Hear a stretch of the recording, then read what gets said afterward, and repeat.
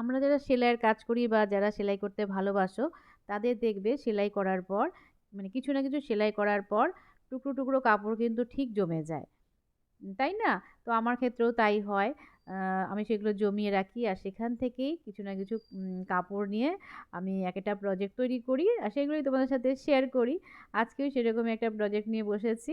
এটা মানে করব ফেব্রিক বাস্কেট মানে কাপড় দিয়ে একটা বাস্কেট তৈরি করব।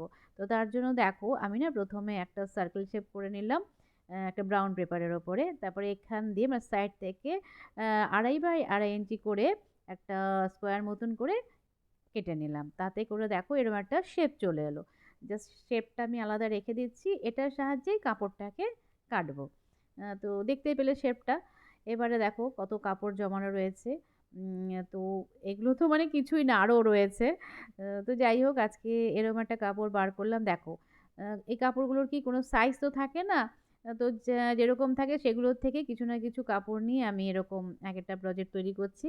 তাতে করে কাজেও লেগে যায়। আর না হলে দেখো এরকমভাবে কাপড় আ আমরা জমিয়ে রেখে দিই কোনো কাজে আসে না। তো এটাই আরকি ঘরে জমানো জিনিস দিয়ে কিছু না কিছু ঠিক করে কাজে লাগাও এরকম একটা আমি তোমাদের সাথে শেয়ার করি। উম মানে এটাই হচ্ছে আমার মেইন কাজ। আ তো যাই হোক এদিকে একটুখানি আমি পেপার পেস্টিং যেটা আছে আমার কাছে, দেখবে যারা সেলাই করো তাদের কাছে এটা থাকবেই। আ পেপার পেস্টিং আমার এরকম দেখো একটা পুরো রোল ধরা পড়েই রয়েছে। তো ওটাকেও এখন কাজে লাগাচ্ছি। তো এদিকে পেপার পেস্টিংটাও নিয়ে নিলাম একই মাপের, সেম মাপের। ঠিক আছে? ১ম এ স্কোয়ার শেপ করে কাপড়টাকে কেটে নিলাম। নিয়ে এবার কাপড়টাকে আমি ওই পেস্টিং পেপারের মধ্যে পেস্ট করে নিচ্ছি। আর পেস্ট করার উদ্দেশ্য হচ্ছে কাপড়টা একটুখানি থিকনেস হবে। আর পেস্টিং করার সময় দেখতে পেলে একটুখানি আয়রন করতে হবে চেপে, চেপে তাহলে কাপড়ের মধ্যে খুব সুন্দর চিপকে যায়। এবারে ওই যে গ্রিন কালারের কাপড়টা নিয়েছিলাম ওটা, তারপরে এটা একটা হলো প্রিন্টের কাপড় আর এই যে শেপটা মানে কেটে রেখেছিলাম সেটাকে দেখো একদম সেম আমি সেম টু সেম ওপরে ড্র করে নিলাম শেপ ওয়াইজ। তো তারপরে আমি এরকম কাট করে নিচ্ছি কাপড়টাকে। ঠিক আছে? তো একদম দুটো কাপড়ই একসঙ্গে কাট হয়ে গেল। শেপটাও দেখো একদম অ্যাজ ইট ইজ চলে এলো। ওই জন্য আগে একটা কাপড়ের উপরে মানে সরি কাগজের উপরে কেটে নিলে সুবিধা হয়। শেপটা একদম পারফেক্ট আসে। এবারে আমার পাইপিংয়ের জন্য কিছু কাপড় কেটে নিচ্ছি আড়াআড়িভাবে। পাইপিং করতে গেলে সবসময় দেখবে আড়াআড়ি করে কাপড় কাটতে হয়। যারা সেলাই জানো তারা তো জানোই। তো যাই হোক, এই দেখো এটা আমার কি হবে এবার ৪-৫ টা একদম সেলাই করে নেব। একটু পিন আপ করে নিলাম সেলাই করার আগে। এবারে ৪-৫ টা দেখো একদম ধার দিয়ে, দিয়ে পুরোটাই সেলাই করে নেব। এখানে কোনো উল্টো মানে উল্টানোর কোনো ব্যাপার নেই। একদম অ্যাজ ইট ইজ যেরকম আছে সেরকমই সেলাই করে নেব।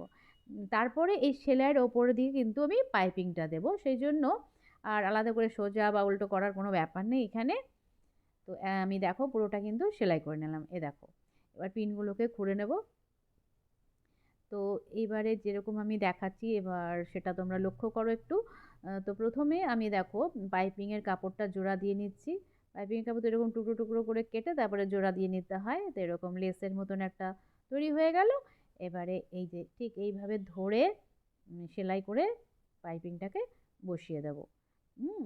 দেখো খুব সুন্দর একটা মানে কি বলবো পাইপিং দিলে কি হয় ফিনিশিংটা কিন্তু খুব ভালো আসে। আর যে সেলাইটা করলাম সেটাও একদম ঢাকা পড়ে যাবে। মেন দেখবে মানে সেলাইয়ের কাজে ফিনিশিংটা কিন্তু ভীষণ দরকার, ভীষণ। তো এবারে পাইপিংটা তো আমি দেখো এরকম ফোল্ড করে আবার ওপর দিয়ে একটা চাপ সেলাই দেব। তার আগে একটুখানি কাট করে নিতে হবে। ঠিক আছে? এই দেখো পুরো জায়গাটা কিন্তু আমি ছোট, ছোট করে কাট করে নিচ্ছি। তাহলে ওই যে যখন উল্টাবো কাপড়টা এখন ইজিলি উল্টে যায় আর সেলাইটাও কিন্তু খুব সুবিধা হয়। ওইজন্য সবসময় আমি বলি এরকম কাট করে নিতে হয়। তো যাই হোক দেখো আমি পুরো পাইপিংটা এবার দিয়ে নিচ্ছি দুদিক থেকেই। ঠিক আছে? এই যে ১ম এ দুদিকে আমি এই পাইপিংটা দিয়ে নিচ্ছি। আর সাইড থেকে তো ওই কাটটা রয়েছে সেটাকে এবার কি করছি দেখো। অ্যা এদিকে দেখো এই দুটো ফাঁকা জায়গা রয়েছে। হ্যাঁ? এই যে ঠিক এইভাবে একটার উপর আরেকটা এইভাবে ঠিক বসিয়ে এটা আগে পিন করে নিতে হবে। ঠিক আছে? পিন আপ করে নিয়ে তারপরে ওপর দিয়ে একটা চাপ সেলাই দিয়ে দেব। ঠিক এই দেখো যেভাবে দেখাচ্ছি ওইভাবে। খুবই কিন্তু ইজি। দেখতেই পেলে তোমরা এখানে কিন্তু কোনো জটিল বিষয় আছে কি বলো? খুবই ইজি, তোমরা যে কেউ পারবে এটা করতে। আর ঘরে পড়ে থাকা এই সব টুকরো, টুকরো কাপড় দিয়ে আরকি। তো যাই হোক, এই দুটোর দিকে আমি সেলাই করে নিলাম।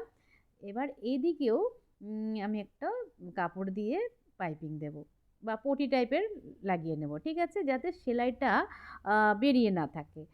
এটার উদ্দেশ্য মানে পাইপিং দেওয়ার উদ্দেশ্য হচ্ছে যে সেলাইটা ভেতরে ঢুকে গেল আর ফিনিশিংটাও খুবই ভালো আসবে, দেখতে ভালো লাগবে। এটাই হচ্ছে মেইন কথা। তো দেখো আমি দুদিকেই এরকম পাইপিং দিয়ে দিলাম। দিয়ে এটাকে এবার উল্টে দেব। ঠিক আছে?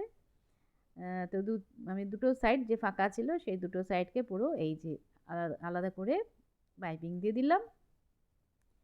তাতে করে দেখো কত সুন্দর একটা ফিনিশিং এসেছে। তো যদিও এটা ছোট্ট করে করলাম আজকে, পরে এরকম কিন্তু ব্যাগও তৈরি হয় আর কি, তোমাদের সাথে সেগুলো পরে শেয়ার করবো একটা একটা করে। তো এইভাবে দেখো আমি এটাকে উল্টে দিলাম। দেওয়ার পরে দেখো কর্নারগুলো একটু ভালো করে হাত দিয়ে একটু ঢুকিয়ে দিতে হবে। দেওয়ার পরে কত সুন্দর একটা বাস্কেট তৈরি হয়ে গেল দেখো। কত সুন্দর একটা ফিনিশিংটাও এত ভালো এসেছে। দেখো যে কোনো জিনিস আমরা এখানে ছোটোখাটো জিনিস স্টোরেজ করে করে রাখতে পারবো, তাই না? খুবই কিউট হয়েছে ব্যাপারটা। এখানে দুটো হ্যান্ডেল লাগিয়ে দিলেও হতো, কোনো অসুবিধে নেই। আর ফিনিশিংটা জাস্ট দেখো, আমি সেটাই বলতে চাইছি যে যে কোনো কাজ করার পর যদি ফিনিশিং ভালো না আসে তাহলে কিন্তু কোনো কাজেরই মানে ভ্যালু থাকে না, তাই না? তো দেখো আমার সেলাইয়ের কিছু টুকিটাকি জিনিস এর মধ্যে রেখে দিচ্ছি। আর খুবই কিউট হয়েছে ব্যাপারটা। এখানে দেখো যে কোনো জিনিস একটা একটা জায়গায় অর্গানাইজ করা থাকলে কাজ করতেও সুবিধা হয়, জিনিসটাও ছড়িয়ে ছিটিয়ে থাকে না, একটা জায়গায় আমরা রেখে দিতে পারি। হ্যাঁ, সেই জন্য দেখো ঘরে পড়ে থাকা কাপড় দিয়ে কত সুন্দর একটা বাস্কেট তৈরি হয়ে গেল। তো চলো আজকের মতন টাটা, আবার দেখা হবে নেক্সট ভ্লগে।